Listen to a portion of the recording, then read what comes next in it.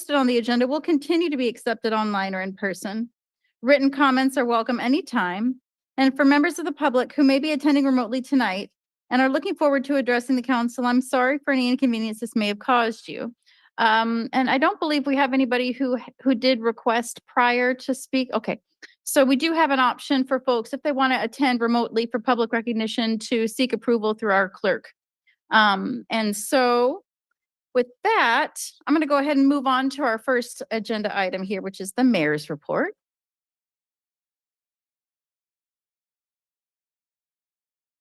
All right, good evening, council and council president.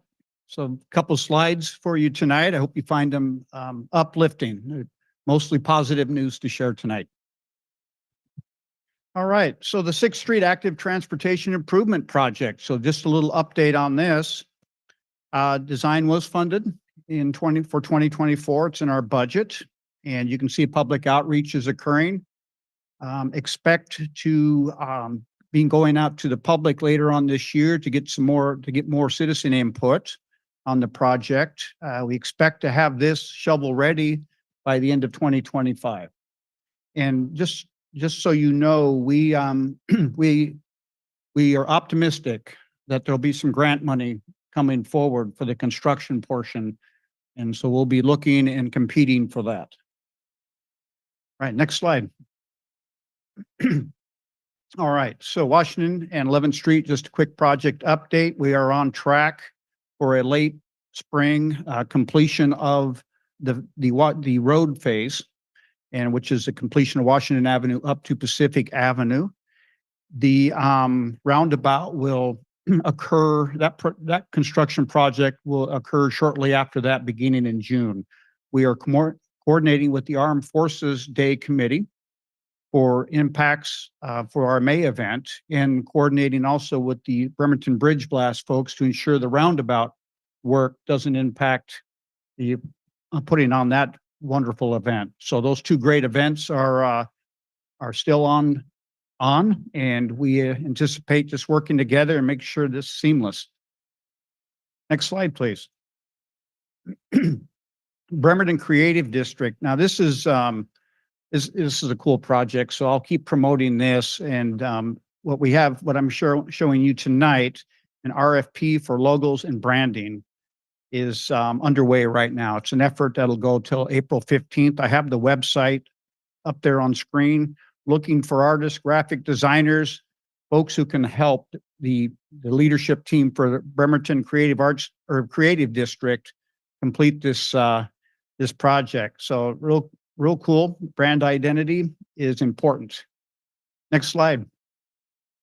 This is a quick update on how this is going. And really, before I go any further, what this is, it's a storefront, utilization optimization project where we take an empty storefront. When I say we, the hardworking folks from the creative district team, and create an opportunity for a display where there's an art piece to it and also a small business aspect to it, with Q codes that can be used and other information. So I just wanted to share with you, this work is going. There's 7 store owners committed. Others have requested applications. The first phase will roll out May 3rd, that first group. Second batch coming before the Armed Forces Day Parade. So yeah, there's a lot of work coming in here pretty quickly. All right, next slide. Warren Avenue Bridge multimodal project, one you know quite a bit about. I'm asking the public. Looks like we may have public input tonight, but definitely we're requesting more input on April 3rd and April 17th to provide more information for you as we present a preferred alternative choices for you. April 17th will be the night that we're requesting a decision from the council. Next slide, please. The city's reforestation project. Not many people know we plant tens of thousands of trees yearly in the city. And as you can see, there's 30,000 seedlings that were just planted here recently. And It's, Douglas fir, western red cedar mix. It's basically part of our utility land and, and our watershed, ensuring that we maintain, good forest health. It's good for, obviously habitat, which is important, and it replaces the dead and dying trees. The city policy is to log for forest health. And then there is a funding portion that comes with that, but the policy is to log only for forest health. Next slide. And I just wanted to share, once again, the city of Bremerton has been named a tree city, has a tree city designation. And so this is just a letter I received recently from the Arbor Day Foundation. Wanted to share that with you. And mainly to get a designation, you need a tree committee, you need some tree care ordinances and policies in place, and some replacement programs, planting and replacement programs. All right, that concludes my report tonight. Thank you, Mayor. Now we will go to the consent agenda with Clerk Hoover. Thank you, President Chamberlain. For approval on the consent agenda are the following items. A, claims and check register. Approval of the following checks and electronic fund transfers. 1, check numbers 406-270 through 406-425 and EFT numbers V40508 through V40602 and the grand total amount of $3,446,593.37. 2, regular payroll for pay period ending February 29th, 2024 in the amount of $1,059,994.81. B, minutes of meeting March 6, 2024. C, minutes of study session March 13th, 2024. And D, acceptance of the missing middle housing grant and approval of the interagency agreement with the Washington State Department of Commerce. This concludes the reading of the consent agenda. Thank you. Does any member of the public wish to comment on one of the items on the consent agenda?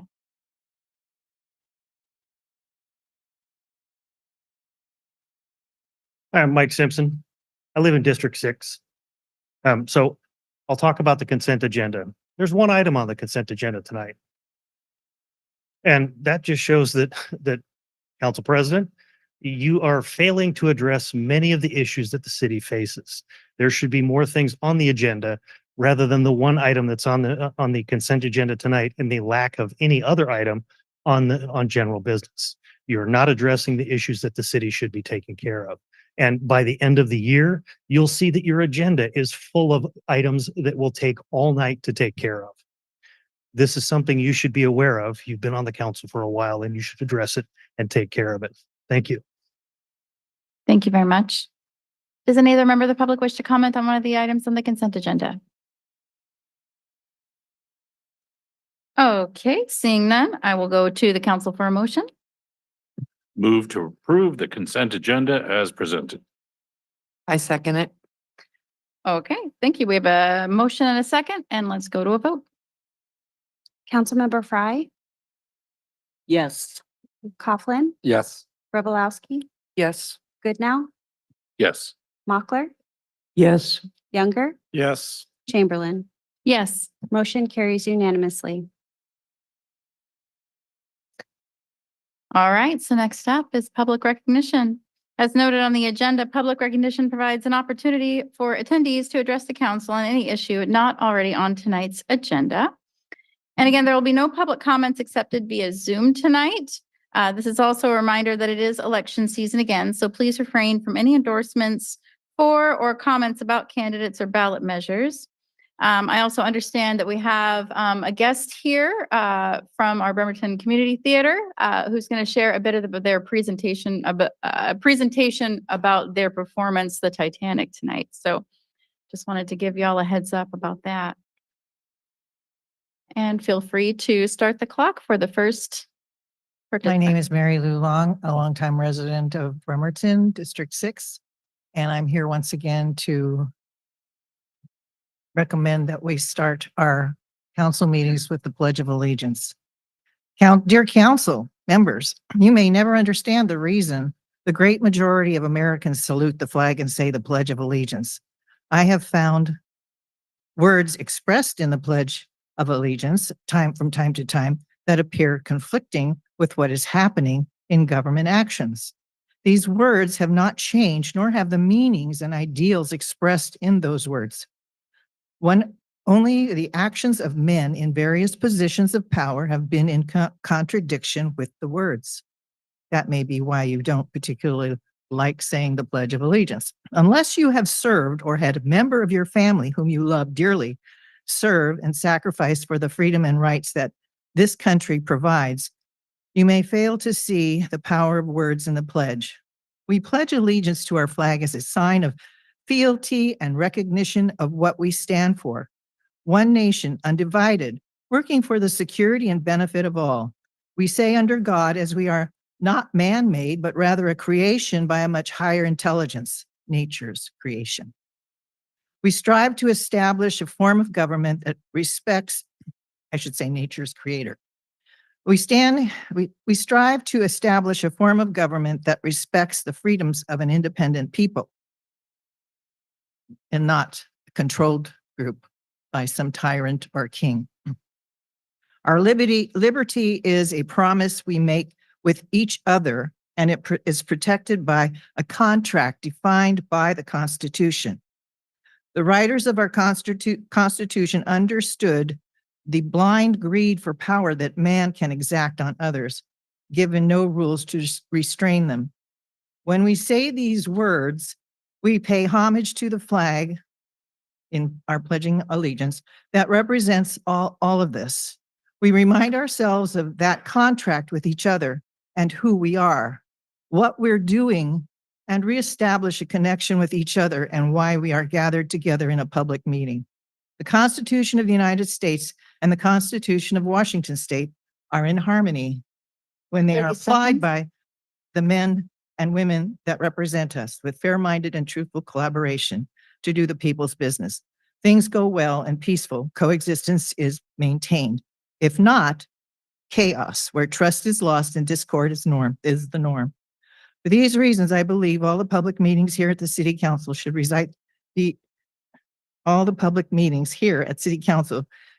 start with the Pledge of Allegiance. Some say that our flag is just a piece of cloth, Thank It's you made of very much cloth, for your but public it comment. represents so much more than just Your time is material. up, Miss Lulong. There are many Can we flags go designed ahead? to I'm show. sorry, and I what you- apologize. This is not, I understand, but Okay. there's just one more sentence. well, we need to be fair. There's a lot of folks here that I'm going to treat equally with 3 minutes. Thank you for Okay. your public comment today. And I just want to give a little housekeeping. So we're going to treat everybody equally and give everybody 3 minutes for their presentation. And so we have a green light, and that shows you when you have 2.5 minutes. At 2.5 minutes, the yellow light's going to go on, and that signals 30 seconds left. And then at the red light, and I apologize if it's in the middle of your sentence, I'm going to treat everybody equally and cut you off. And so thank you very much. All right, next. I'm speaking about the Warren Avenue Bridge multimodal improvements. My name is Charlie Michelle. I'm a retired professional engineer licensed in the state of Alaska. I now live in Bremerton. I have degrees in chemical engineering and an MBA. I spent 32 years developing and maintaining oil fields around the world. So what's that got to do with this? Well, I recommend that the council's vote on August 2nd for the 12 and 8-foot shared use pathways on the Warren Avenue Bridge should stand. So I watched Council Member Coughlin's presentation at the study session a week ago. I completely concur with his insights on the cost estimate, and I offer these comments. A 25% contingency seems ludicrous. The bridge has been studied quite a bit already. I contrast that with my former company developing oil reservoirs that are a mile or two in the ground, and we only had a dozen data points, exploratory wells. Yet we would carry only a 10 or 15% contingency on projects. So on some of the individual items, we not only do not appear to need a center catwalk the entire length of the span, but we don't want to have one. So Aspen Aerials estimates we only need 200 feet, not 1,800 feet of catwalk to access all the areas. So having a shorter one means there's not as much metal to paint, not as many places for birds to nest and to poop on. So that can bring the cost down. WashDOT requiring us to pay as much for an A62T as they put in the budget seems out of order. There will be more state bridges with wide multimodal paths that will need this in the future.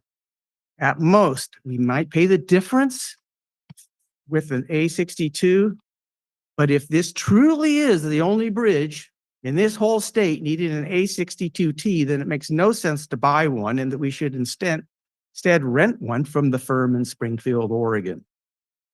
So that would knock some more money off. On December 14th, 2022, Steve Rourke at WashDOT wrote the city a letter that was supportive of the 12-foot or wider alternative, and that we, the city, should do what we think is optimal with this bridge. This seems disingenuous considering their latest cost estimate, which is anything but supportive. It is as though they are pumping up the numbers to hinder the preferred 30 12 and seconds. 8 option. I believe the Public Works Committee should meet with WashDOT to review the estimate. Council members should take the lead, thus reducing pressure on our Public Works Department. And I think we should try to get somebody, one of our legislators from Olympia, to attend.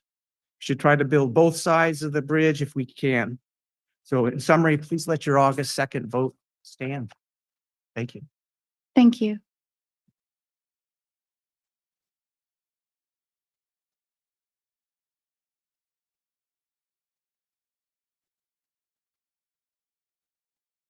Okay, so I need to do some housekeeping with you here for the presenters. You have to address council only and not the crowd. So when you're doing your performance, please face us and not this is a council presentation. This is council public recognition for us to hear from you. Thank you. And plus, maybe this is just self-serving. I don't know. Maybe I want to be sung too. So, oh, wonderful. Okay, thank you so much. And so somebody's going to keep track of time for me, right? Okay, because I do not want to cut you off, but I will cut you off at 3 minutes. No, you won't. It's Okay, so you- good. You know, I know you have this timed. All right.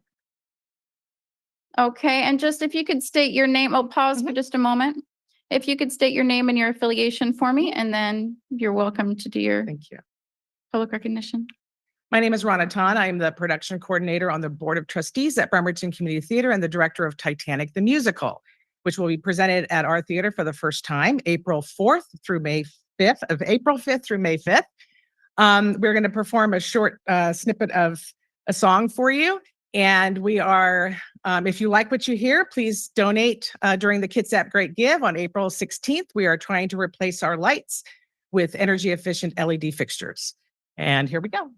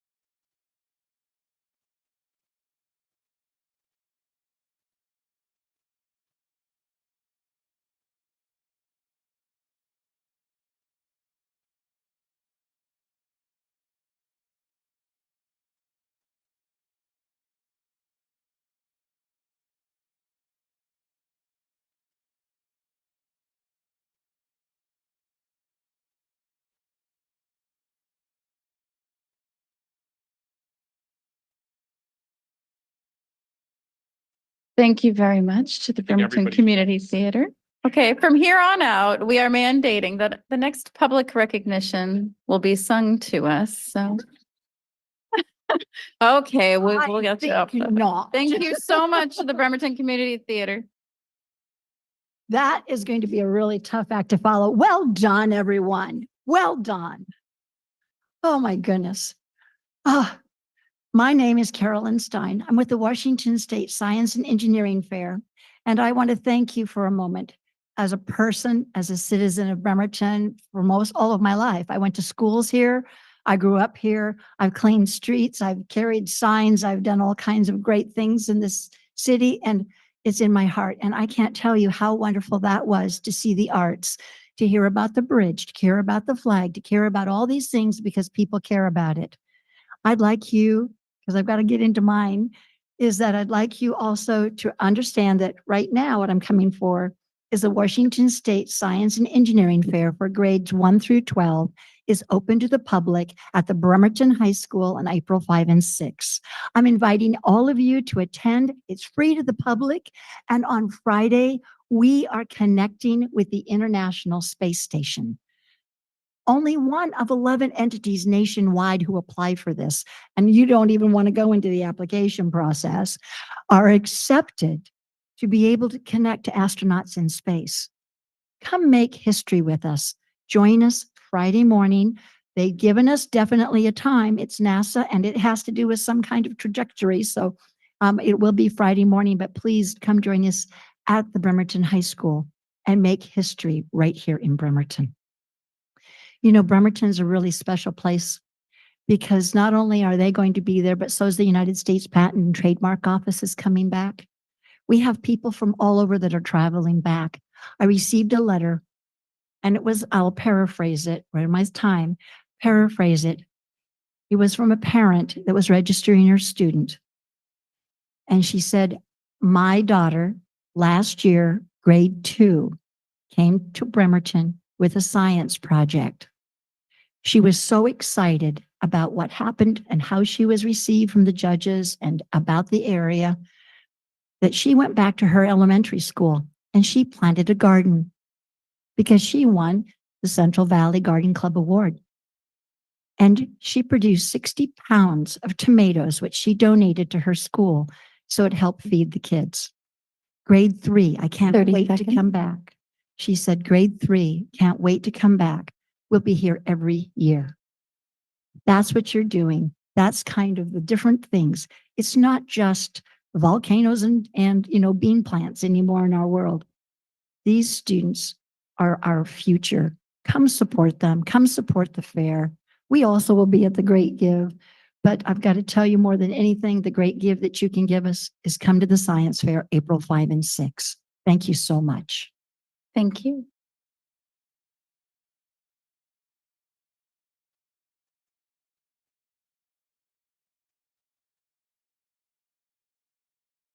Can you hear me? Yes.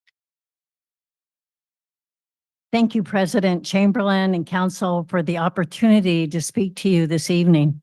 I'm Diane Iverson, resident of Bremerton and a former member of the Warren Avenue Bridge Stakeholders Advisory Committee since spring of 2021, 3 very long years ago. I'm full of emotions, both good and bad, about the Warren Avenue Bridge. On one hand, I'm elated that the community supported and the council approved an 8 by 12 footpath on August 2nd. Thank you, council, for that vote and for honoring the community's desire for a safer bridge that is more in line with the current state of the art multimodal pedestrian bike pathway design standards. The preferred alternative, as they like to call it in transportation circles, that Bremerton chose and you as council supported was never in alignment with what WashDOT wanted. We knew that then, and we know it now. WashDOT wanted a bridge 8 and 8. Today, WashDOT still wants a bridge design of 8 and 8, 3 years later. A bridge design, I might add, that is extremely dangerous for cyclists. As a resident of Bremerton, I don't want WashDOT determine the final design of the Warren Avenue Bridge. This is our community and our bridge. WashDOT believes that they are above listening to us or our conclusions, even after we diligently followed the extensive required community process. Instead, they fight us with misinformation in order to achieve what they wanted in the first place.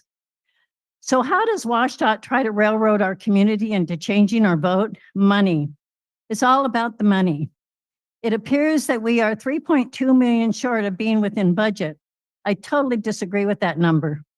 After reviewing the deep dive into the money crunching that Councilmember Coughlin shared with the council on March 13th, I am now more than ever convinced that WashDOT is continuing to be the bully.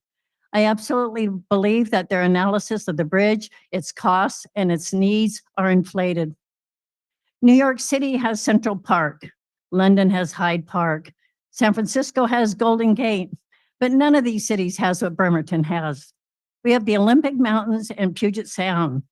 When the Warren Avenue Bridge is 30 completed, seconds. Bremerton will have a completed, safe, bridge-to-bridge urban trail.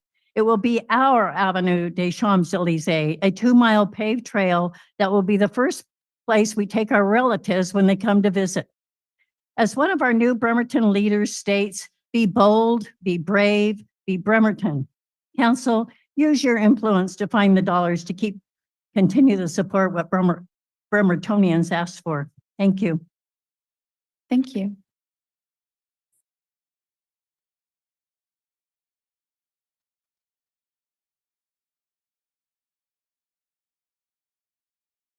Thank you for the opportunity to work with, to speak today. I'm Dennis Fulton, resident of Silverdale and member of the West Sound Community Cycling Club and a retired shipyard worker. At the Can you pause the clock for just a minute? Okay. And let's have you, yeah, here we go. Let's face it more toward you. Is that what you were asking, Mr. Sorensen? Ah, Oh, really? okay. Try that. How am I doing now? Oh, Yeah, okay, let's go. Let's roll. Yeah. very good. Okay. Thank you. Thank you. At the City Council study session, March 13th, Council Member Jeff Coughlin discussed concerns regarding WestDOT's newly released structural design for the WAB. He was criticized for doing so. We feel it is reasonable to question WestDOT as a source of information if their information was proven unreliable in the past. The review of the WAB design process below may refresh memories in this regard. What possible excuse is there not to ask questions when questions arise? Council members are not experts in all things. Any questions regarding the WAB design or the UBTs should be answered fully and preferably verified by independent sources. A short history of the design process follows. In 2021, staff asked council to approve a design process for an 8-foot path on the bridge. And the reason for not pursuing the recommended 10-foot path was that no UBTs existed that can inspect the bridge with the path wider than 8 feet. This was disproven since, and of course there are. However, WestDOT held the position for the first 18 months of the design process, after which they admitted that their fleet of A62 UB inspectors could not inspect the 10-foot path. WestDOT also acknowledged that in an A62T UBIT, similar to the slightly larger in the A62 variable affordable 14-foot path option, an admission that in A62T UBIT can inspect the 14-foot path. Council was informed later that the A62 cannot inspect the 14-foot path. Information from the WestDOT changes frequently. Existing documents can verify this. In the November 2022, the WestDOT representative told Bremerton Design Committee that WestDOT will not consider acquiring an A62T UBIT because it will not be able to serve many of their existing bridges due to its weight. It would be a unique UBIT with different maintenance needs, which is cost prohibitive. 30 seconds. WestDOT was asked what percent of the bridges could not be inspected by the A62, but declined to answer. That matters little since the few bridges that cannot be inspected by the UBIT can be inspected by the WestDOT's fleet. A UBIT manufacturer states that A62 are nearly identical, and Oregon.gov Bridge Inspector Toad with WC members. Thank you very much for your public Thank you. comment.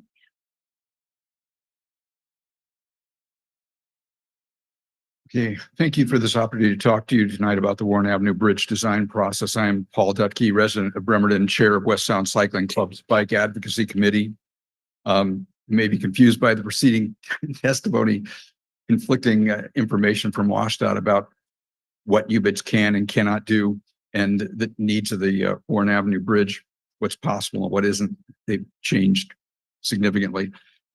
So the information Bremerton needs to make decisions keeps changing. The design team repeatedly altered submitted designs to make them economically or structurally infeasible, and later added a puzzling requirement that bridge paths be symmetrical.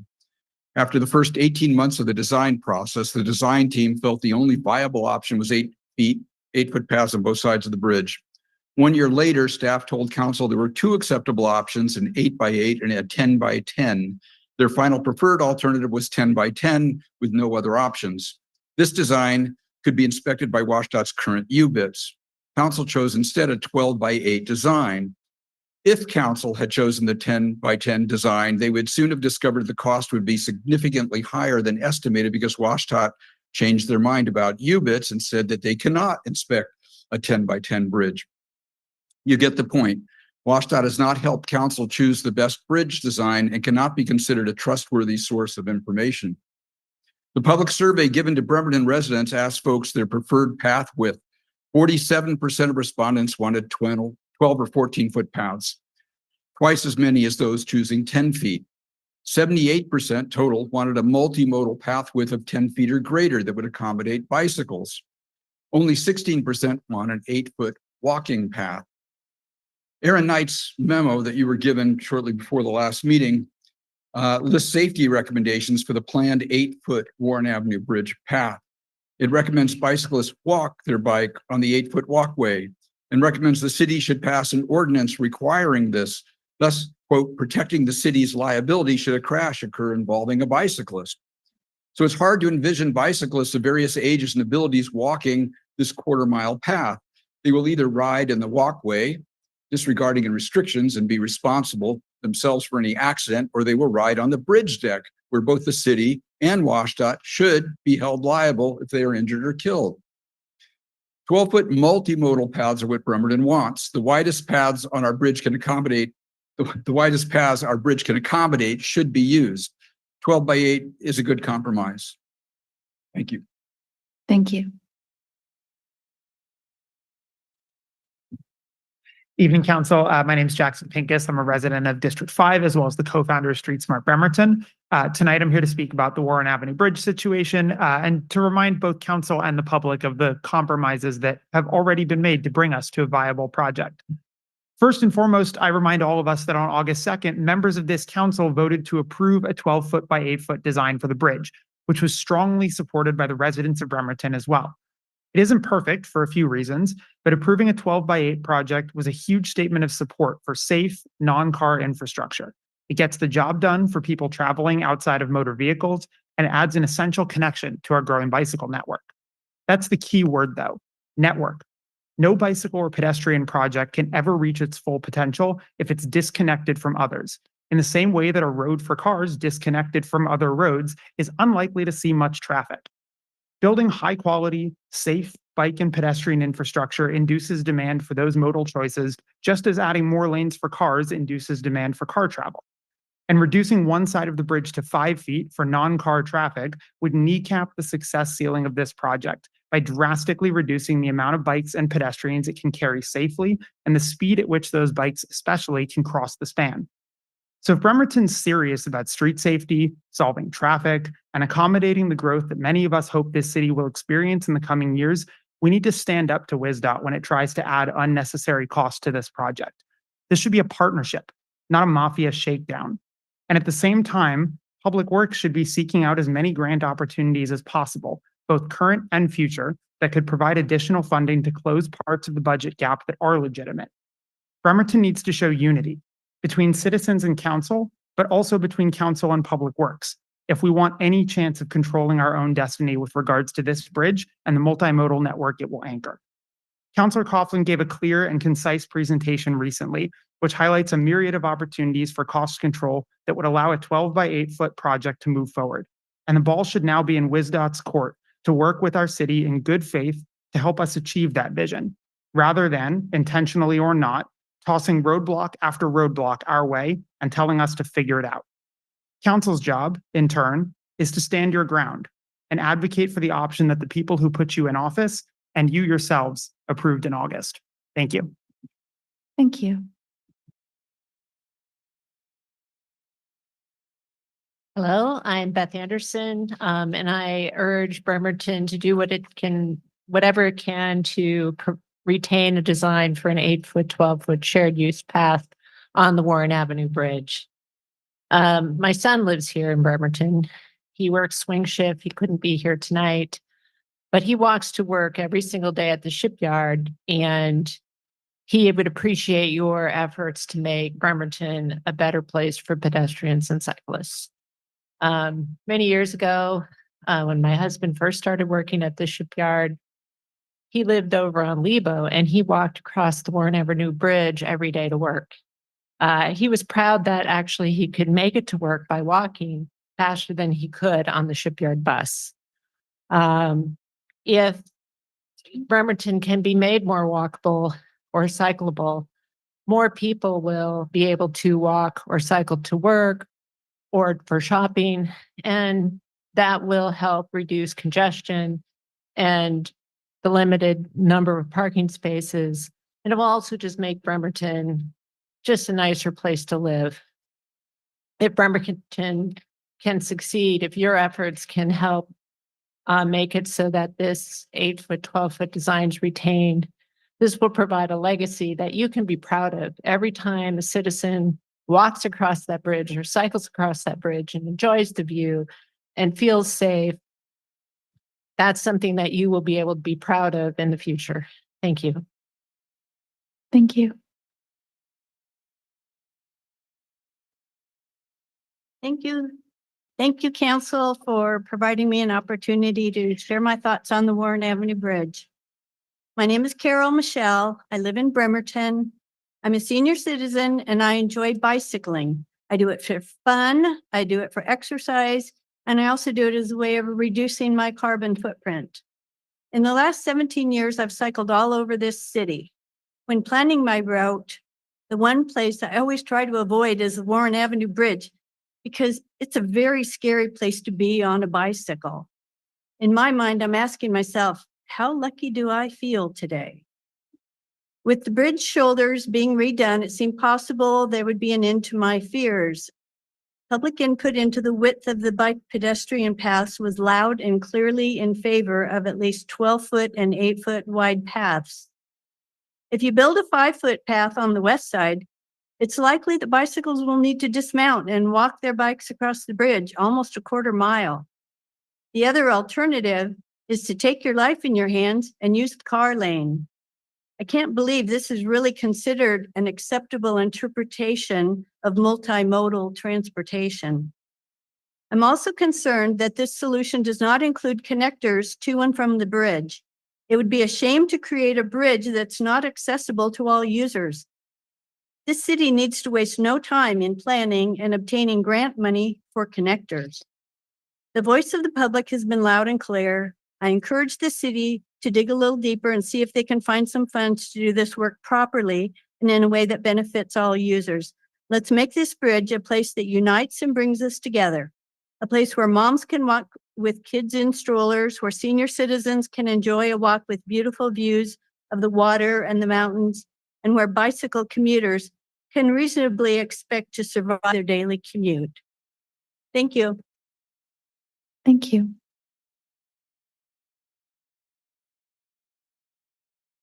Good evening, Council. My name is Bill Babcock. I am a cyclist. I live in Bremerton, and I am a father of 2 young children under the age of 5. I'm here to speak in support of the preferred alternative that this body voted on August 2nd for the 12-foot, 8-foot design on the Warren Avenue Bridge. As a cyclist myself, I know crossing the Warren Avenue Bridge in its current state is a bit of a harrowing experience. During the warmer months, I lead community bike rides with other members of this club who've spoken, and frequently we bring our children along. It would be great to be able to get to Lions Park and feel safe about doing it without going all the way around the Manette Bridge. As my kids grow older, I would love feeling safe, if they went to Lions Park by themselves or the YMCA, as the Warren Avenue Bridge in its current state is not somewhere where I would feel safe with my children, even walking by themselves. I just would like to implore you to do whatever you can to uphold that preferred alternative of the 12-foot, 8-foot solution on the Warren Avenue Bridge. Thank you. Thank you. Good evening, Council. Thank you for allowing us to speak at this time regarding the Warren Avenue Bridge project.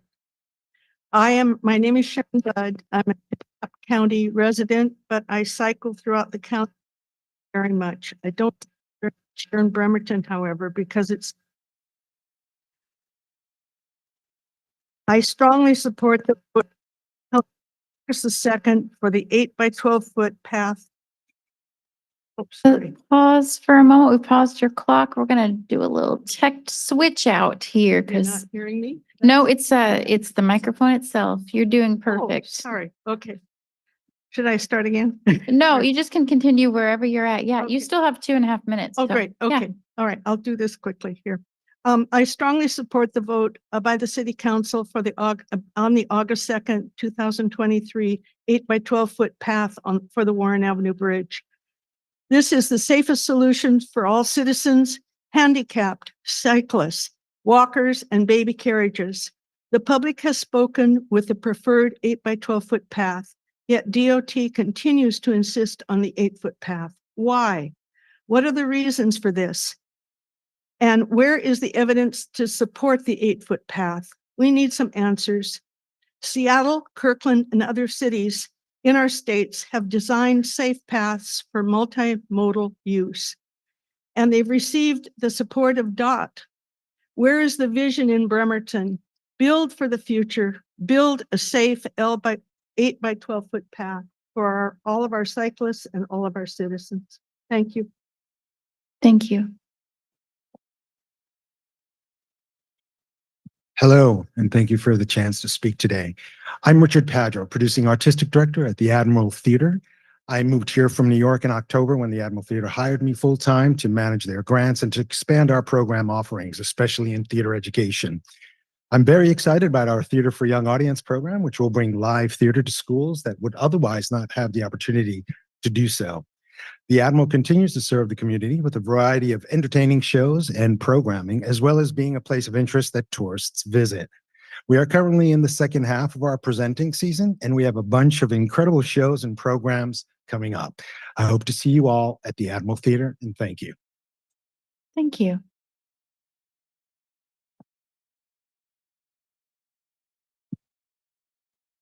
Hi, I'm happy to be able to talk to you all tonight. I have a business in Charleston Business District, Spread Supplies. I sell new and used art supplies. I'm here to just commend the city and Mayor Wheeler and Public Works for your help and support in getting our One Block Mini Books event kicked off at the beginning of the month. We, Doc Love the Kids, organized the event along with Tisha Iba, and we just as a community did a lot of great things that day. So I just want to say Bremerton's awesome and I love living here, and thank you to everyone in the city for your support. So that was the first thing I came to say. Then I got here and realized that the bridge was a topic again. And lately it feels like every time a decision is up, there'll be a rediscussion of how safe do we want the residents of Bremerton to be? What are our priorities for a walkable and multimodal city? And who do we want to have access to public roadways? I'll say the obvious. We want the city to be safe. We want it to be walkable and bikeable. We want public projects to benefit everyone of all ages and abilities. That means let's keep the bridge as planned, a 12x8, and let's show the city that you'll honor your previous decision and that we can trust that what you tell us will happen. Thank you. Thank you. Hi, I'm Joe Walter. And I'm not talking about the bridge. I've come to talk about Gaza. We want you to adopt a resolution calling for ceasefire in Gaza. Everyone is aware that on October 7th, Hamas brutally killed 1,139 Israelis, and 35 of them were children. In response, Israel has continued a bombing campaign against the people of Gaza and killed at least 35,000, mostly innocent women and children. 12,000 children killed in retaliation. And of those not killed by bombs or sniper bullets, thousands are now dying of starvation, dehydration, exposure, and the destruction and obstruction of access to healthcare. Gaza is the size of Philadelphia with a population of 2.3 million. Most of the population was displaced from their homes and told to relocate to the city of Rafah in the south. So there are now hundreds of thousands living in makeshift tents without food. These numbers and facts no one disputes. There's far too much to say in 3 minutes about what happened before October 7th and the extent of the horrors of living in Gaza today. There are atrocities happening all over the world, so why is this one that needs your attention?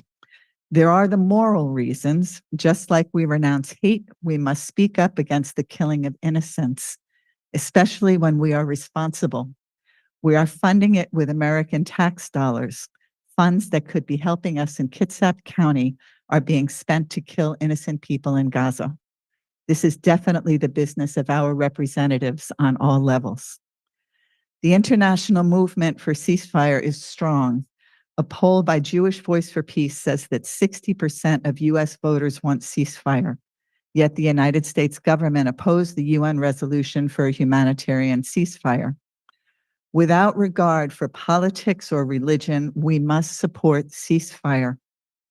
We have all wondered how the Holocaust could have happened. Why didn't people stop it? And we wonder what we could have done to stop it if we had any power to speak out in the early 40s. What you do today is exactly what you would have done to stop the Holocaust, the transatlantic slave trade, or the genocide against the Native people here in America. All of these atrocities happened because people allowed it.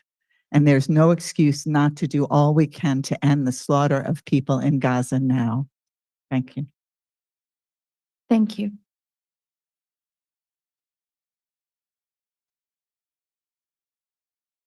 Good evening. My name is Richard Huddy, and I'm a resident of North Montgomery Avenue in Bremerton. I'm here to advocate specifically for my neighbor, Gary Sullivan, a homeowner, resident, and taxpayer in the city who has lived at 1348 North Montgomery Avenue since October of 2006. I'm also advocating for all the residents of the city who live and travel on Snyder Avenue, a city street that is also known as the Snyder City Speedway. Traffic speeds on Snyder are dangerously fast. At 6:30 a.m. on the morning of January 4th, a vehicle heading south on Snyder Avenue, traveling at 80 miles per hour, blew through the stop sign, crossed 15th Street, knocked down the chain link fence, and plowed through the garage on Mr. Sullivan's property. The vehicle penetrated the garage wall with such force that it totally demolished a Jeep inside and slammed it out the rear wall into the neighbor's backyard. It was a miracle that the driver did not die. In this event, if this event had occurred 1/2 hour later, it is likely that Mr. Sullivan's brother, Robert, would have been killed. He is usually in the garage at 7 a.m. working on the Jeep. Snyder Avenue and 15th Street is a dangerous intersection that requires corrective action. March 6th, the city installed a flashing stop sign. That's a good start, but if we don't go further, we will have failed in our duty to protect public safety. I understand that recently the Public Works Committee is evaluating speed humps. I thank you for this and ask you to proceed expeditiously. Snyder needs speed humps. A guardrail has been suggested at Mr. Sullivan's property and rejected because it does not meet the bureaucratic regulatory guidelines contained in the MUTCD, the Manual on Uniform Traffic Control Devices. I'm not a big fan of regulatory manuals in general, especially those that do not provide for special situations such as this. I want to motivate you, to encourage you to be creative. I have been told that it is not the city's responsibility 30 seconds. to protect private property. However, I think that Gary Sullivan should not bear the burden of protecting his property and his life from this dangerous intersection. Thank you. Thank you.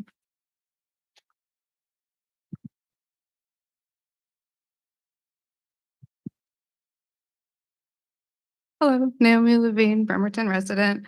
I didn't expect to talk about the bridge today, so I have comments about the bridge. When I first learned how to do urban cycling, I lived in Kent, Washington. And if you've cycled around Kent, Washington, you know that's a big oof. Because it's incredibly dangerous and it's not fun to cycle up and down those hills to get to work, which is what I used to do in community college. One piece of advice I was given when I first learned how to do urban cycling was to hold your line. That means that when you've made the choice to be on the road, you have to take up the space that you need to take up, and you have to stick with the decision that you've made, whether it's a decision you make out of necessity for work, a decision you make for your health, a decision you make for something that brings you joy in your day. You all made a decision about this bridge that a lot of people here seem really happy about, and it sounds like you're not holding your line with us. You're trying to hold a line with someone else. My advice to you is the same advice I was given in downtown Kent when trying to get to work, which is to hold your line with us and make the bridge safe. Thank you.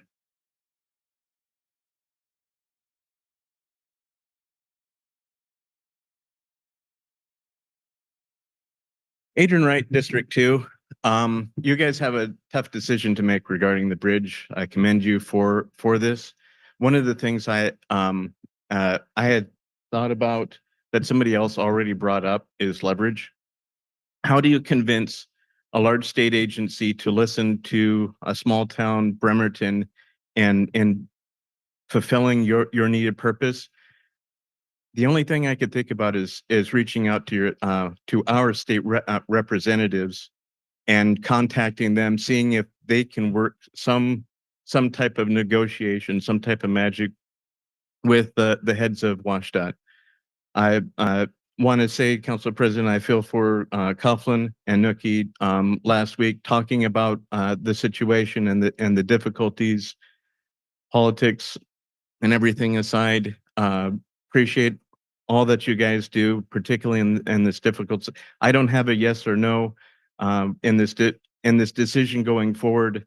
I just hope that you guys can continue to reach out and continue to keep in council with WashDOT, hopefully negotiate more participation financially in particular with their bridge expansion. Thank you. Thank you. Hey, everybody. Travis from Bremerton, Travis Merrigan, District 5. I'm also here to talk about the bridge, but I want to celebrate something, and that's the most important number in the entire bridge, and that number is 12. We moved to a 12-foot east side, which is a huge win for the city, will be for generations. It's going to be the cornerstone of the north-south bike network. It's going to be the best part of the bridge-to-bridge tour, with all due respect to Manette. That bridge is cooler. And it is going to, it's going to be fantastic. Thank you, everybody from the city, from the council who worked so hard to make it happen. Excellent. The question on the other side. So if 12 is the main course, this kind of feels like dessert, a little bit lower stakes, but it's still very important. I think it's worth looking for a minute about why. We all know why the 3.5-foot current side, 3.5 feet. We know why that sucks, because when you pedal up on a bike, the pedestrians do this. Okay. The proposed 12x5 is a little better. It's incrementally better. It's 1.5 feet better, but still, when any wheeled device is coming down the hill and there's 1 or 2 pedestrians, still gonna be doing this. It's gonna cost $10 million for such an incremental improvement to get to 5 feet. I wonder why we even bother. ADA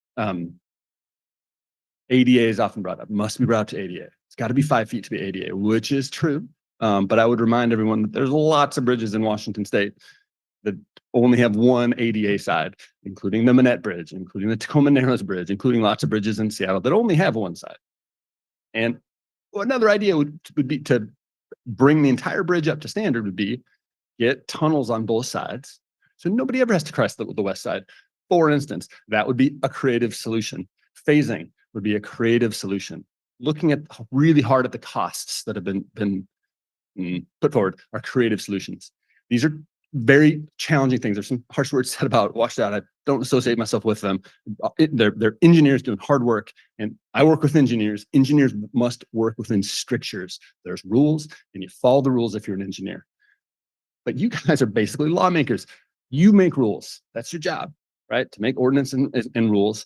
And there's other people with that same job who are pulling really hard for us to get the bridge that the generations coming deserve, which is 12x8. I think that we're a small number of people to get into a room, washed out with the city, 30 with seconds. certain members of City Council, then maybe some creative juices could get flowing and we could get what we want on time, under budget, and something that everybody will love and adore. So thanks everybody for the hard work. I know we keep talking about this bridge. I'm excited to talk about other things in the very near future. So you bet. Thank you.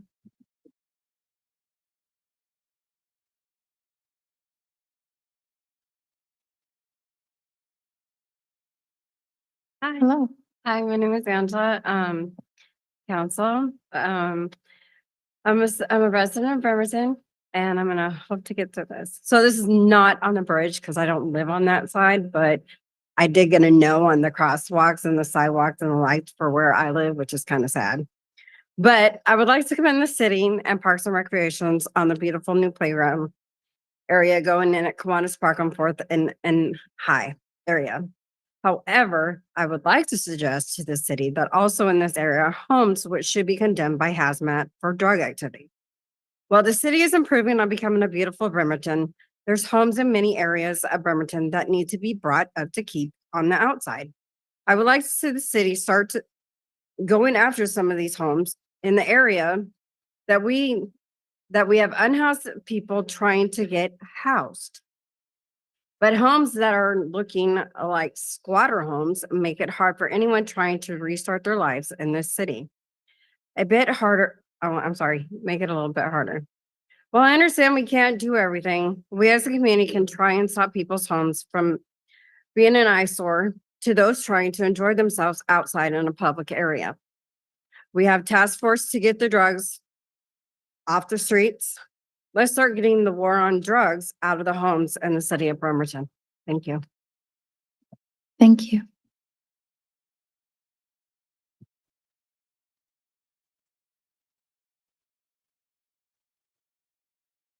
So I'm Mike Simpson. I live in District 6. I'd like to reiterate on what Mary Lou Long said. You should reinstitute the Pledge of Allegiance. I think that would be a reasonable accommodation, especially since you, Council President, have a depiction of Che Guevara on your coffee cup. Where? Now, it has been prominently displayed at several council meetings prior to this one.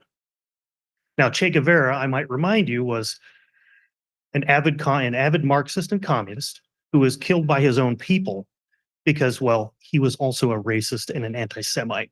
And I think it's appalling that you as the council president would have that displayed at several other meetings besides this one. Now, let's get back to it. With the Pledge of Allegiance, I would ask that the rest of the audience rise and join me in the Pledge of Allegiance. I pledge allegiance to the flag of the United States of America and to the republic for which it stands, one nation, under God, indivisible, with liberty and justice for all. Now, getting back to it, the bridge. I'm somebody that uses the bridge. Don't narrow the lanes, please. Now, we need to drive through there because I don't live on the east side. I live on the west side and I like to transit back and forth and I don't want to have to go all the way around to Silverdale just to get to East Bremerton. Okay. My neighbor Garrett.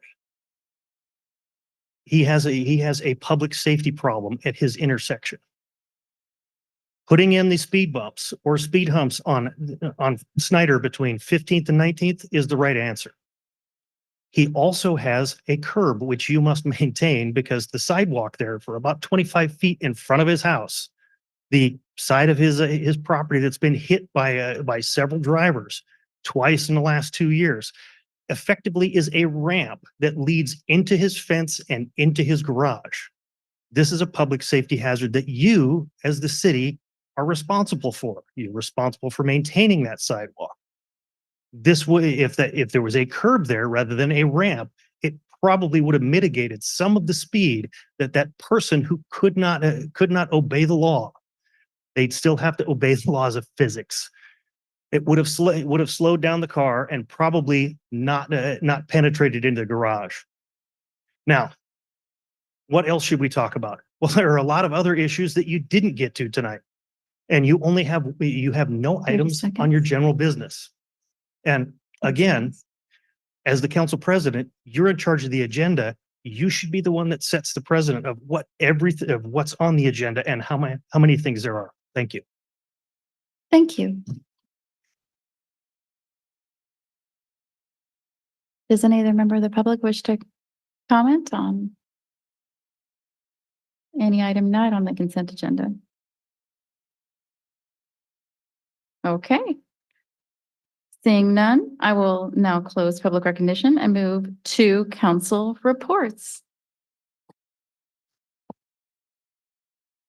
Oh, it looks like first up we have District 7, Eric Younger. Thank you. I want to thank everyone. I see we got people leaving, and I just want to say thanks for everyone for coming down here and give us your 3 minutes worth. Appreciate it. Especially heard the message loud and clear on the stay the course, 12 and 8. There's a money aspect though. We all realize that we do work in the world of reality too. Okay. So I don't believe the council can make a decision that's not fiscally responsible. We can't afford it. We'll see what happens. Hopefully we can come up with additional money. That's obvious the 12 and 8 is the right answer, right? But let's see if we can come up with the money. That remains to be seen. So thank you again for coming down.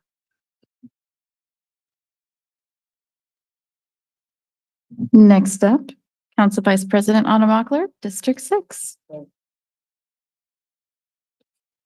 Hi, I'm very happy that that the residents of District 6 have stayed for my council report because 2 weeks ago, I described how I had asked the Public Works Committee to consider an investigative study of speed humps on Snyder. So just passing that on. I'm not going to repeat everything I said 2 weeks ago. I'm moving on immediately to my next monthly town hall, April 8th. Slide, please.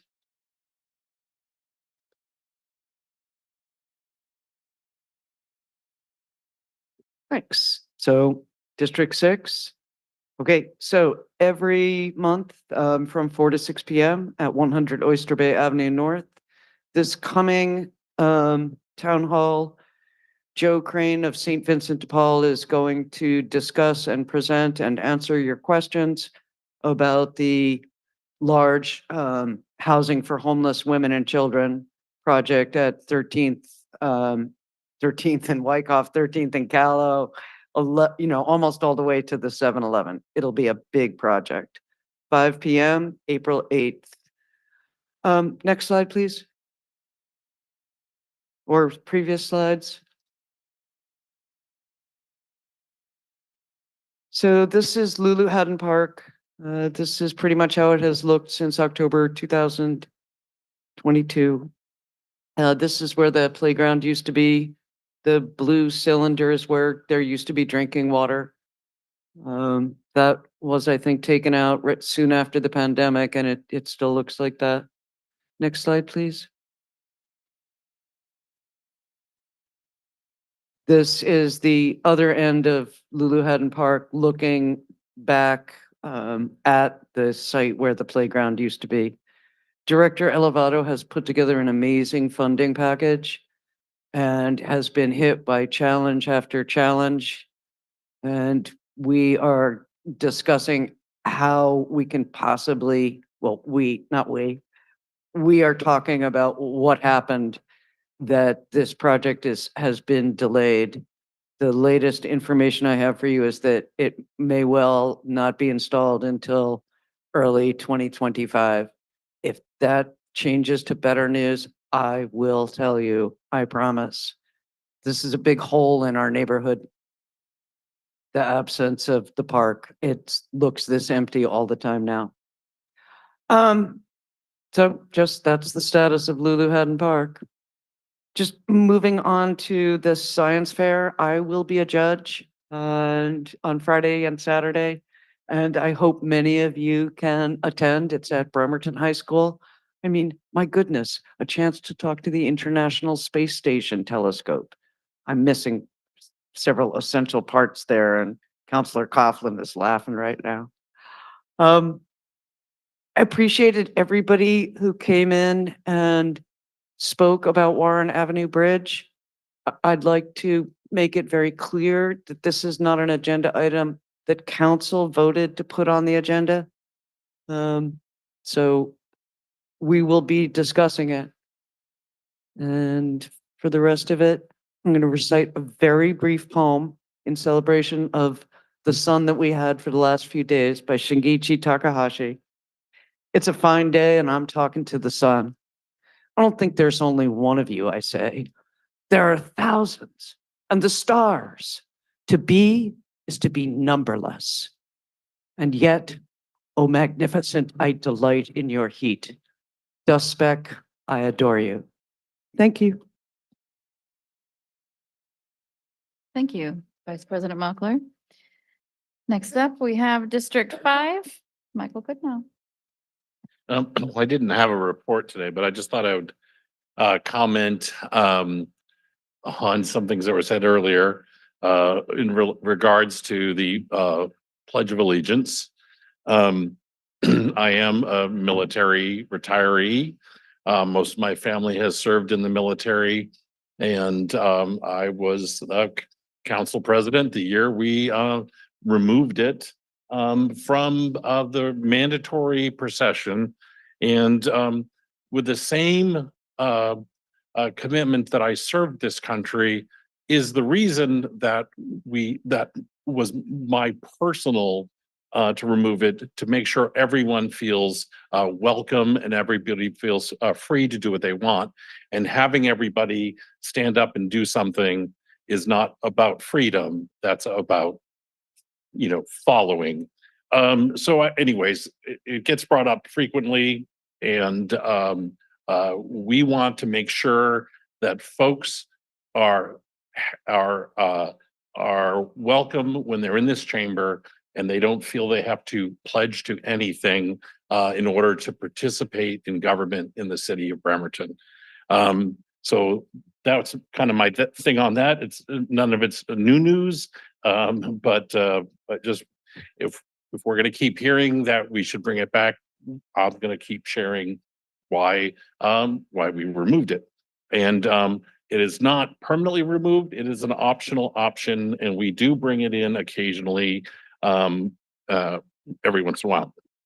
The other thing I wanted to kind of just say is shout out to the Downtown Bremerton Association for putting on a really fantastic St. Patrick's Day parade. Jeff may cover this in a little more depth, but how they brought in the sunshine really deserves a lot of applause. And then I just, right before this meeting, I saw that Kitsap Pride won for Best Float.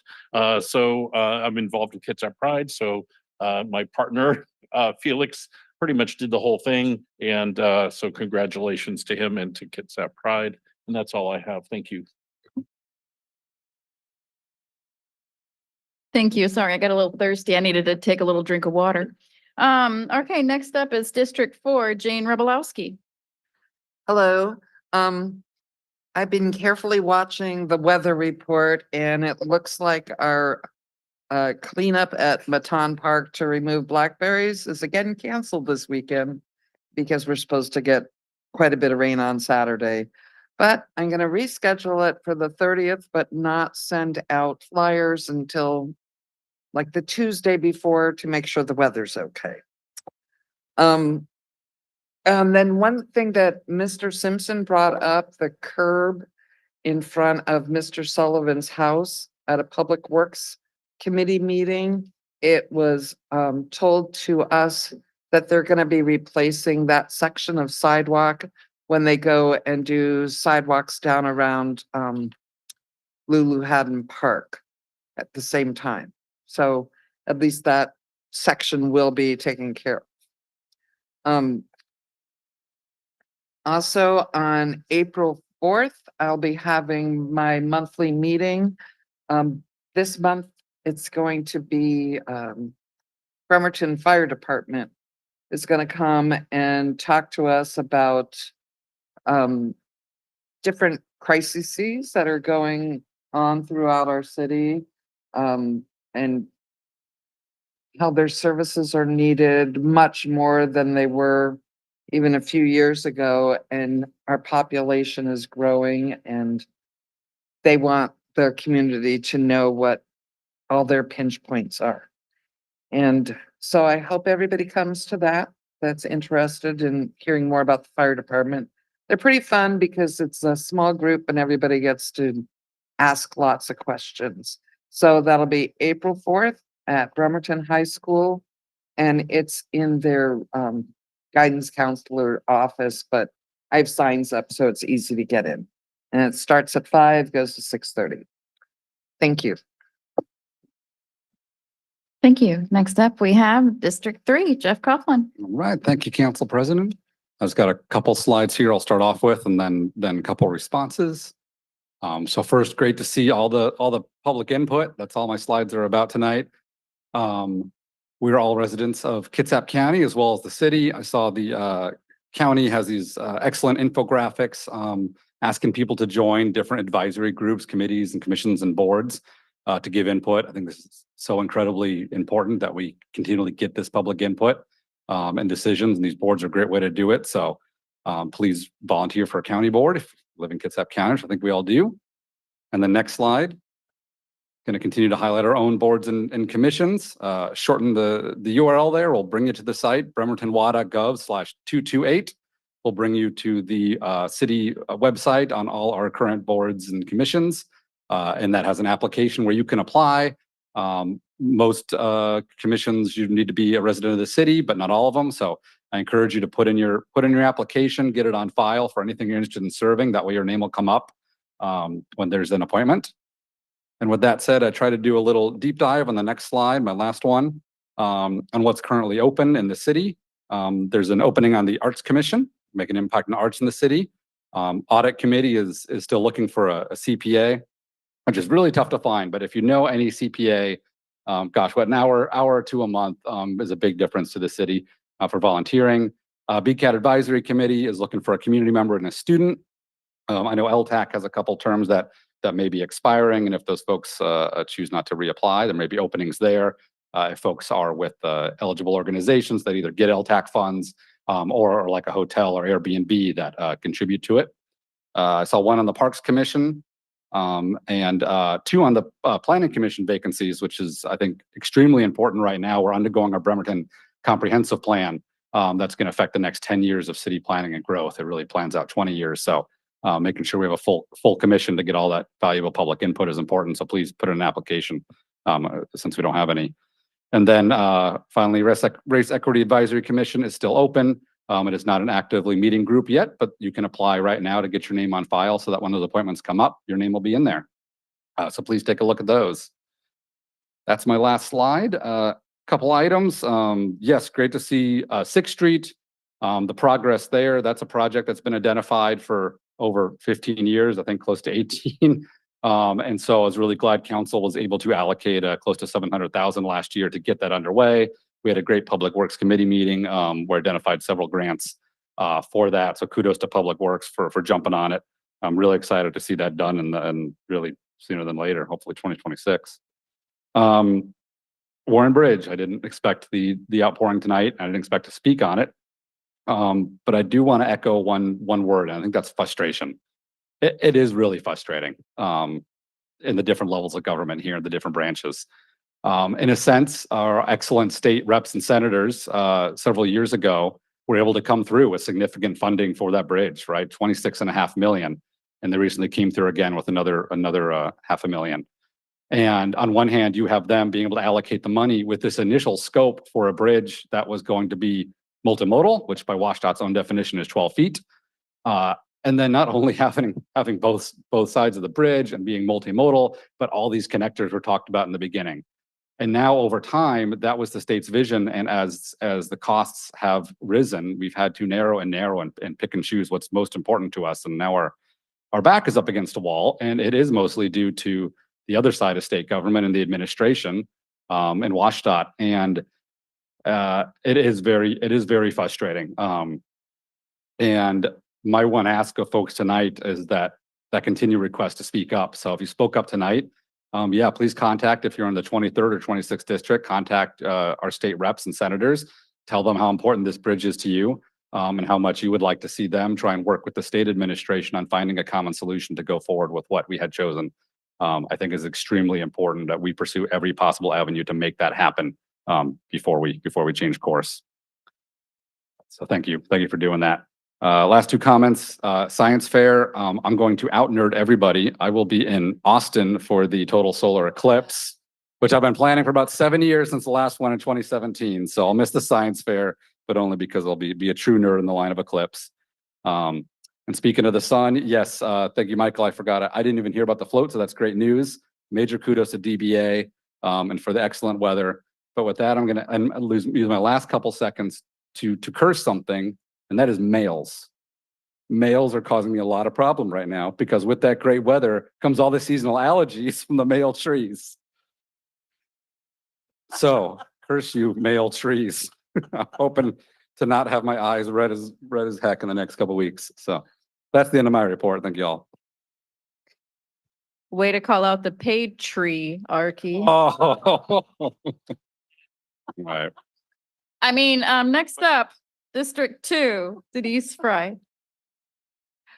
Oh, I too wasn't going to talk necessarily about the bridge. I don't have a formal report from District 2. There are a lot of things happening, but sometimes in the process, you hit times where the things that are happening aren't really noticed. Things are happening, we used to call them behind the scenes, and it doesn't mean you aren't being transparent. It just means that there are things that are happening that are important, but they're not ready to talk about it yet. And so sometimes we go through those lulls, I think, with agendas and so forth. Warren Avenue Bridge, one word that has come up a lot and continues to come up, and that is connectors. And I promise that I'll remain an advocate. When we design things, we have to plan. If it's about connectivity, it's about giving people access. We can't give them access on a bridge and then dump them off, into an abyss on the other side. So we do need to do that. And I'm encouraged. I think that staff are really hearing that from our community. And thank you very much to those who came out yet again tonight. I know we've been talking about this for a long time. And I'm going to say what I did a long time ago when we thought we were talking about it a long time. And that is, it's a bridge. It's a big deal. And it's going to have to last a long time. I have faith that we're going to come up with a solution. I remain faithful that we're going to come up with a solution. And I think that there are people involved at the state level who fell in love with this project because of the citizens coming forward. And I think they're going to try yet again to make it happen. We'll see. I'm gonna knock on wood. That's it for me. Thank you. Okay.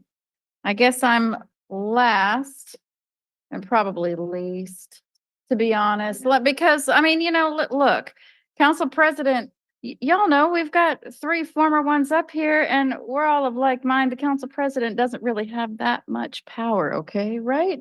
I don't control the agenda. We control the agenda. We collectively really do. We can't get things on the agenda without support from other people. We take it through a process. We take it through study session. If you bother to join us in study sessions, and I see many people that do join us in study sessions, you know how it works. I can't unilaterally put stuff on. So it's a team-driven process. Regarding allegations of socialism, well, I mean, I have been working in public education for 20 years. So council report. Let's go back to my district. Wasn't that awesome? Can we get more singing presentations here at council? So I just wanted to, are we able to throw up the link to the Bremerton Community Theater? So you can see what they have offered. So it looks like the Titanic. And by the way, this is the Bremerton Community Theater is in my district. April 5th through May 5th is the Titanic, but then the Smell of the Kill, that sounds intriguing, May 17th through the 26th, and Arsenic and Old Lace, June 7th through 30th. So our little community theater hosts quite a nice group of people. And on the weekends, that place can really fill up. So I encourage you to come and take in some of our local theater. I'm excited for it as well. I think that performance definitely sold me on picking up a ticket to the Titanic. That's all the slides that I have. I want to highlight the positivity. Thank you, Mr. Merrigan. Hey, I mean, like, at least we're going towards this 12-foot side. Now, I want to clear up the issue. It's not an issue of we're trying to bend to the will of WashDOT. We're just trying to make the numbers match and to the public will. So if that means, we've got to lobby to our representatives, if we have to be creative in how we do that, we have separation of powers. There's things we can and can't do. It's not our job to, figure out about how to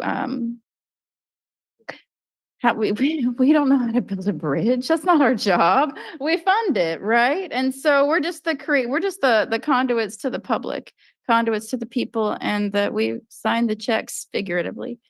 And so I just really appreciate this strong group of people that is coming out to support our community being more beautiful and multimodal. And I had an opportunity to talk to somebody who is a cyclist who's not in your club or even on that Facebook group, by the way. I said, take a walk with me. Let's talk a little bit about your route. They live over on Rydell and Trenton, right around that area. I said, how when you commute to the West Hills area, how do you do it? They said, oh, well, definitely don't take Warren Avenue Bridge. You have to take, the Manette Bridge. And then we cut over up to, around Olympic College, low traffic area, right? And then Finney Bay, lower traffic area. And then it's easier up on Kitsap Way to cut up to the West Hills area. And there was, we talked about some other things, and it was a really enlightening conversation to look at the city in a way that I don't normally. And so I'm looking forward to having more conversations like that about how to make our city more bikeable, more walkable. I did a lot of walking in this town. There was a period of time where I didn't have a car for a while, or my car didn't have insurance, or my car was broken down, or I had to park it on a hill and let it roll down because my starter was out, and that's how you start a stick shift when it's broken. So that was part of my, part of my history. So, well, thank you all for coming out tonight and sticking around, and appreciate your public comment, your public feedback. I'm going to go ahead and give you the announcement that we would normally do. We're going to go into an executive session, but I'm going to give you the closing announcement, which is the next study session will be held at the 6th floor council conference room next Wednesday, March 27th, beginning at 5 p.m. with a remote option available via Zoom. And we are going to we're going to take a 15-minute executive session break to discuss pending and potential litigation as allowed under RCW 42.30.110. one aye, and action is anticipated. Recording stopped.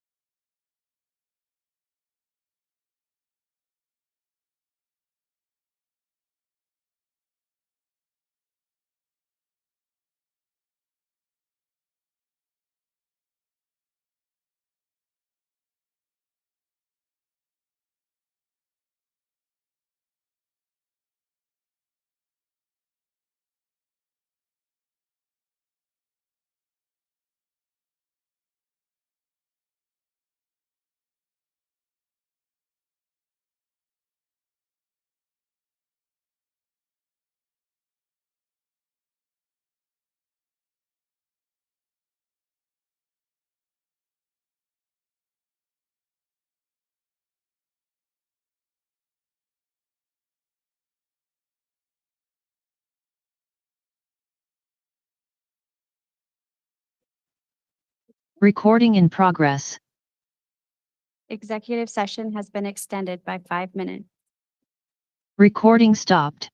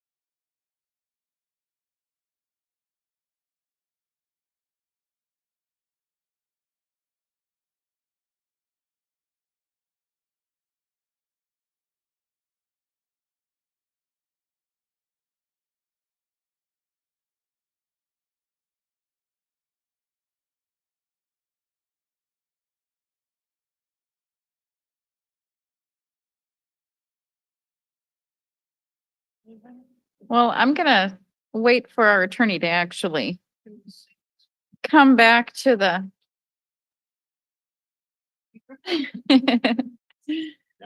And whenever you're ready, Attorney Jed. Recording in progress. Hello, welcome back. I'd like to ask the city attorney to summarize the action before council and to read the motion for the record. So the action before the issue before council is abatement of various properties throughout the city of Bremerton that are currently in violation of city code.